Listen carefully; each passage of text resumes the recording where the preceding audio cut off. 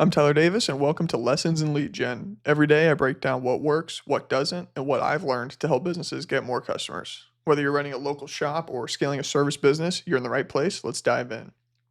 So, today I want to talk about unique selling propositions, or USP for short, and how you can separate yourself from other people who do your service. Now, this is a lot of business strategy, and kind of what I've been creating and in the process of creating is a framework that I like to call the name is a pending, but the standout framework. And what this does is helps you stand out amongst your competition. And this framework really has 4 steps or 4 parts, and they're in a specific order, but it helps you stand out in your market. Now you might be thinking, my market is super saturated or it's super commoditized. There's no way I can stand out. And that's not true. There's a way to look at your market, look at yourself, and see what you have that's unique, or just position or repackage things or combine things into a message that's unique to you. And what this does is it separates you from your competition, makes you look more attractive to potential customers, and ultimately grows your business. So let's start with part one, the standout framework, 4-part process. Part one is understanding your competition. Now, the goal of this is to basically understand the red ocean of competitors. If you're familiar with the book Blue Ocean Strategy, forget the author right now. Basically, a blue ocean is a market with no competitors, and a red ocean is a market with a ton of competitors, and it's red because the sharks are all eating and it's bloody. So, first step is understand the red ocean of competitors in your market and identify their common strategies, messaging, and weaknesses. So, look at what your competitors are advertising. Look at kind of similar things they're saying. So what do they emphasize in the marketing? Is it fast service? So they emphasizing that they can come to your house in 2 hours, or they can get you an appointment in 24 hours, something like that. Is it 20 years of experience? Is it affordable pricing? Whatever it is, write down what you're kind of seeing multiple people talk about. And these aren't necessarily bad things, right? These are benefits. These are good things. But you want to mark them down because this is just ways you can differentiate yourself. Once you have that, what you want to do, and this is what I love to do, is go to your competitors and read their negative reviews and honestly copy and paste them and put them all in a document and just look for common trends. You can feed this to ChatGPT, tell it to summarize you and tell them what the common trends are. But look at your own negative reviews. So say you're a dentist, right? And you're looking at other dentistries in your area, and you're looking at their negative reviews. What if long wait times pop up a lot, or hidden fees, or poor communication, these types of things? Eventually you'll see a pattern, and you want to mark these down. So that's step one, mapping your competition, understanding what they're promising, and understanding kind of where they're lacking and what customers are frustrated with them. So number two would be discover what's missing, right? So identify what customers want but aren't finding from your competitors. So basically, what are your ideal customers wish for, or what do they feel frustrated by? This is kind of related to step one, but just flipping it on its head a little bit. So basically, they might want someone who shows up on time, someone who has very clear pricing, or has someone who has a product that's going to last forever. And then you need to think to yourself, okay, once you take these, and this is all kind of a waterfall process, right? So remember, we start with step one, mapping out the competition, understanding your competition. Understand what they're offering, understand where they're lacking. This is step two. This is taking what the customers want from them. So reading those negative reviews and combining it with what they're offering to kind of get something where you know what they want. So they want clear pricing. They want someone who shows up on time.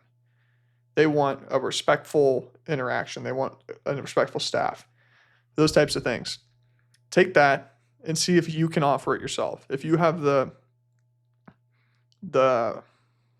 infrastructure to do these things, offer them and write offers for it. So, guaranteed on-time revival or guaranteed on-time arrival, upfront pricing, clear pricing, lifetime warranty, professional and friendly staff, these types of things. This is where you can start to differentiate yourself, and this is the type of copy you want to use in your advertising and your marketing and your messaging, that type of stuff. So step 1, understand your competition. Step 2, discover what's missing. Now step 3, craft your unique value.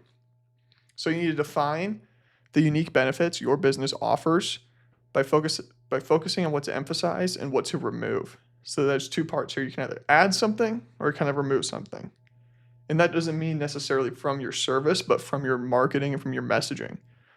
Because here's the thing about marketing and services, you probably do 100 different things, you know, but you have to be selective about what you want to talk about because you don't want to overwhelm the prospect. So that's why, for example, this framework I'm talking about, it's only 4 steps. You don't want to do, I mean, I could break this into 20 steps, but we're trying to keep it simple with 4. So speaking of that, we're in step 3, crafting your unique value. What unique value can you add to your service that the others don't offer? So we talked about communication, right? So maybe you offer text updates about your service details, or maybe you offer a free design mock-up for your marketing material you make for them, or maybe you're a green company, so maybe you're eco-friendly, maybe you can offer that, or maybe you donate something to a charity. You know, all these unique factors that make you different. So list those out, try to figure out what those are. And then think about, on the flip side of this, these are things you bring to the table, right? Think about things that you remove from the table, things that they no longer have to deal with it. No more do they have to deal with complicated pricing packages and add-ons, things like that. No hidden fees. No long wait times. They don't have to wait 2 weeks for you to come out to their property or whatever it might be. So think about those negative things that you're getting from those reviews and how we can take those out. So by adding and subtracting things, that's how you kind of are crafting your unique value. And then step 4 would be creating a new category. So just to reiterate, step 1, understand your competition. Step 2, discover what's missing. Step 3, craft your unique value, again, by adding and removing things. And step 4, create a new category. So what we're going to do here is we're going to try to combine unique elements and focus on emotional outcomes to create a new category that positions you as the only logical choice. So how can you combine benefits to create something that no one else offers is the real key here. So same-day service with a no-mess guarantee, right? So that's how we've got that phrase I just made is same-day service. That's something that you offer, something that resonates well with your market. And no-mess guarantee is something that maybe you got from those negative reviews. So you combine those together, and that's kind of how you're making these new categories for yourself. Or landscaping projects with a free 3D design, or landscaping projects, upfront pricing for landscaping projects with smart irrigation systems, something like that, right? And then you also want to consider, how do your customers feel after working with you? So they might feel proud of their home if they're doing landscaping. They might feel confident in their smile if you're a dentist.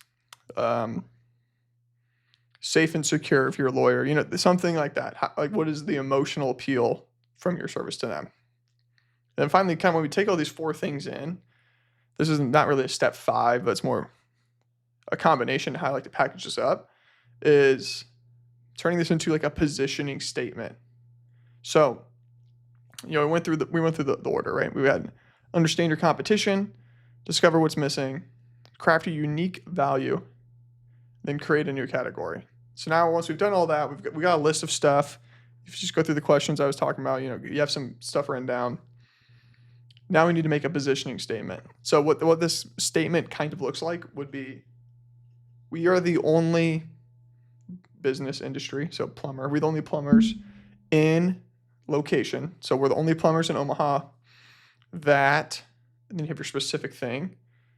So that do same-day service, so you can feel comfortable in your home. So I'll give you a full agreement. We are the only plumbing company in Omaha. We are the only plumbing company in Omaha that guarantees on-time arrival and spotless cleanup, so you can feel confident your home is in good hands. Notice how we tack on that emotional at the end. Or we are the only landscapers in Lincoln that provide free 3D designs so you can visualize your dream yard before we start. These type of statements are kind of the backbone of your marketing. You should write these out and have these, and like that's your pillar. That's your marketing pillar to talk about. And that's where you should craft your ads around. That's what you should put in your landing pages. And that's kind of what you want to communicate. And that's how you separate yourself from all the other people in your industry. Because they'll see that and then they'll realize, wow, you're the only ones who do that. And that's something I want, something I need. And that's how you differentiate yourself. And that's hopefully how you can get more leads and more customers for your business. Well, that's all I got today. Talk to you guys soon.